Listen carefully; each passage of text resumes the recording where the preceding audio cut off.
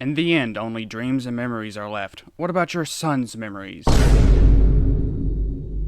What were Jobin's memories? He's dead. Dead as hell. I killed him. Mission failed.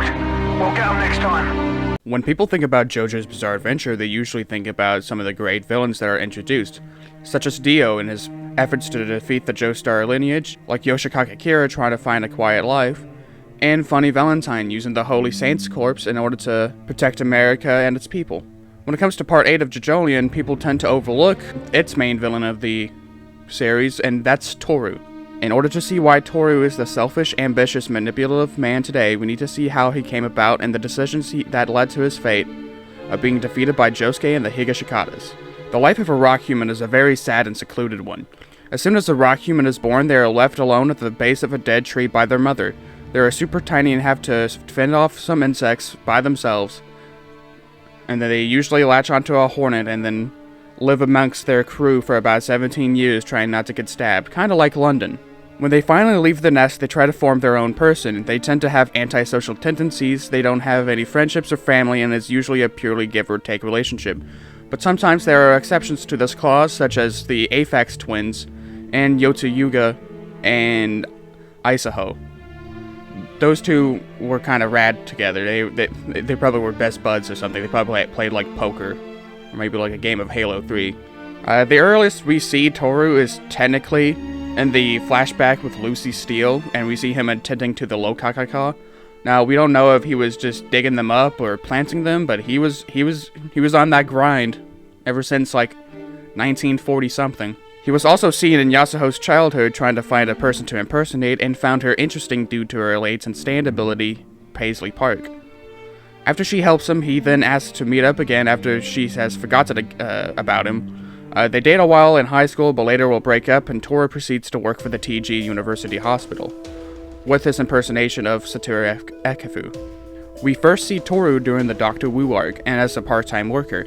He then targets Yasuho and starts flirting with her in order to win her back over, i.e. making a perverted joke about the elevator, and or bumping into her with a dying kid in order to make himself look like a better person. When he constantly goes to Yasuho and bumps into her, he always brings up their past together. This is the first part of seeing his outlook about dreams and memories. Dreams and memories being the only thing he believes in after a person dies, since that's what they leave behind. It's kind of like his motivation of why he does things and why he's so intent on making sure they're completed, and so that when he dies, he gets to leave something that's greater than himself for people to see.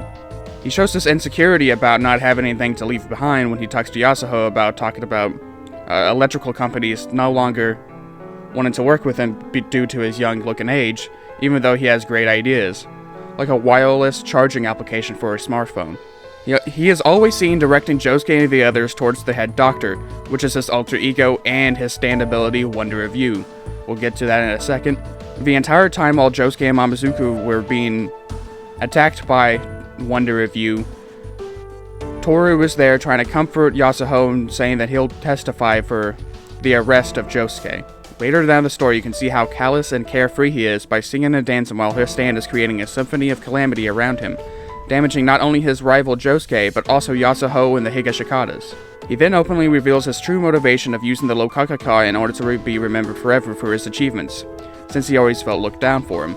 He does this by selling the exchanging properties of the Lokakaka to top wealthy individuals in order to amass a certain amount of power and wealth. The final battle of the Lokakaka is not the old type, but the new type Lokakaka, which exchanges the other individuals instead of sacrificing a piece of yourself. So no longer would you trade a kidney for a liver, but you would trade someone else's kidney for your kidney. Now we get to go into the most fun part of it, the stand power. Wonder of You is busted. Let's get that out of the way. So what is a stand? A long-range, autonomous, sentient stand that manipulates the flow of misfortunes, such as having rain pierce the body like bullets, or the fact that a cigarette being blown back by a tire to lodge itself in the hand. The stand took the identity of an 89-year-old man, yeah that's right, 89 years old, Satoru Ekefu, which gives Wonder of You a physical form that people can see and makes use of the misfortune direction ability stronger by having the trigger of a pursuit towards the head doctor or Tooru himself.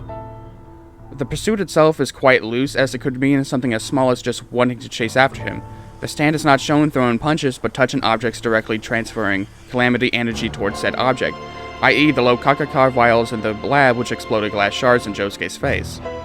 Since he doesn't punch things, how does he fight when the Calamity isn't tragic enough? Well, you may ask, well, that's pretty simple. He just has a pocket full of bugs. Not just any bugs, rock bugs. That he found and named himself, killing 2 birds with 1 stone. He has shown the greatness of rock organisms, but also shown how great he is for discovering these insects, and takes great pride in explaining how it works. First up on the list is doo-doo-doo-dee-da-da-da. It looks like a couple of bamboo sticks can assimilate with surfaces, making it move in any direction. It injects fucking asbestos. Yeah, that shit that was in ceilings until they realized it was toxic and finally regulated in the 1970s. He also has Oblidi Oblada, which is more of a parasite than an insect since it latches onto its victim, and when it's removed it spawns more on itself to quickly help the body from moving and kills the victim. And another thing is brought up when people don't like Tooru is that they say that the stand has more personality than he does. But people tend to forget that the personality of the stand is directly caused by the personality of the stand user. When Echo's Act 3 was talking on Koichi's behalf, that is actually Koichi's true feelings. When Whitesnake is explaining and talking and giving orders to people, that is Poochie directly giving orders to them. A stand is a manifestation of one's soul, people. Let's not forget that. Whenever the head doctors is on screen, Tooru's on screen. It gives more of a passive-aggressive feel for Tooru since he's not technically there, but he still gives commands and warnings and still attacks with the Calamity.